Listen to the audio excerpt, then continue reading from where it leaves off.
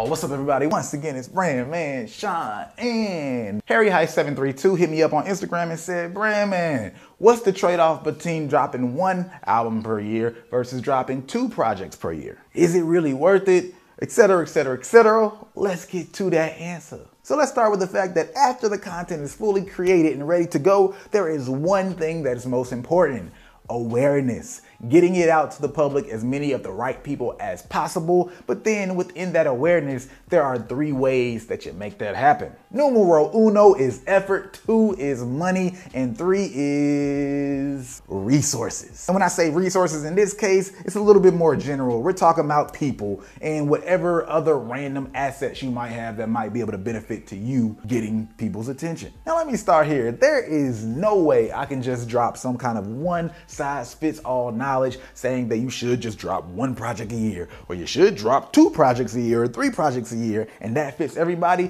But what I can say is these are some things that you should be thinking about. Whenever you use up all your primary resources, then you might miss out on some opportunities. Now, what do I mean by that? Let's just say that you spend $5,000 on your marketing for your project or your single. After all that money spent, all of a sudden you just happen to meet somebody and get this huge opportunity for this platform, but they say it costs $200, but you don't have any money anymore. You have to miss that opportunity. That's just a part of the game. You will miss some opportunities here and there. Obviously, you want to keep as much in the chamber as possible for you to take advantage of an opportunity. And when I say in the chamber, I don't just mean money. I mean people to leverage, other effort to leverage, all the other types of resources. So why is that relevant to this conversation? Well, just consider the fact that if you say, I got 2 projects that I'm dropping this year and I'm gonna split everything in half.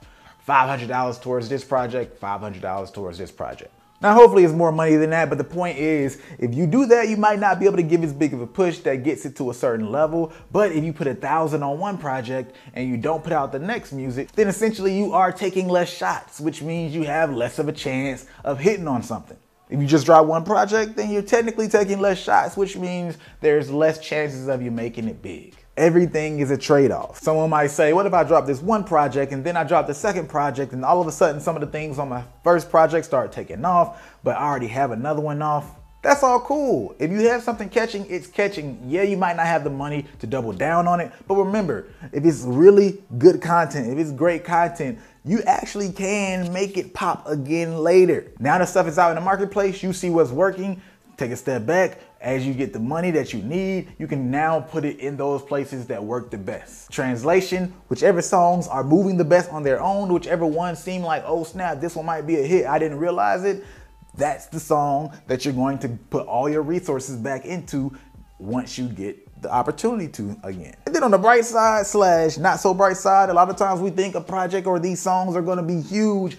This junk is my best material. Oh snap, I had my hoodie on, I was writing all deep and all that stuff. And when we get it out to the market, it's a dud. And if it's a dud, it's a dud. It's good. I got it out the way. Now I can move on to my new stuff. So that's a positive in that way. If you win or you lose, you just have to stay agile. And that's the most important part, right? You always want to be able to use some of your resources to get the amount of information you need, but hopefully have enough in the chamber to double down on where you need to.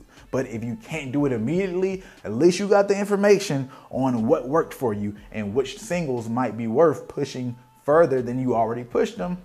And now you gotta put in that work. That's just the reality of the game. Let me go find some money somehow. I don't know what you do for your money, but go and do it and then bring it back to your project. More specifically, the singles that are working. Right now, to push a whole project at the very beginning and hope all of it gets out there at once is not the most effective use of your money. The most effective use is, yeah, I drop a project, but let's see which of these singles are worth pushing further. And then when they see they love the single, they'll check out the rest of it. We all know how that goes at this point. And we know LMA's song took off over a year later. And we know Juice WRLD's song really took off maybe like 6 to 8 months later. You have time to go back, re-up, and then bring it back home. So what I say for the newer artists, especially if you aren't really in the system with a manager that's well connected, or you're able to get on a lot of these big playlists because you have all these industry connectors or whatever, just drop more music. 2 projects in 1 year is not really that much, especially since 2 projects just means like 14 songs for a lot of people these days. The only thing that's truly important is how you're able to manage the resources that you have. Let the people decide whether they like the music or hate it.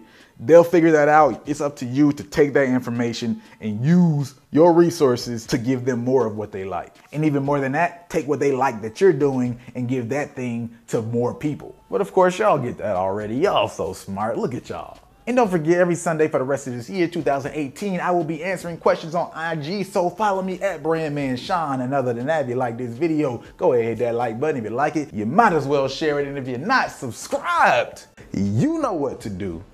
Hit that subscribe button.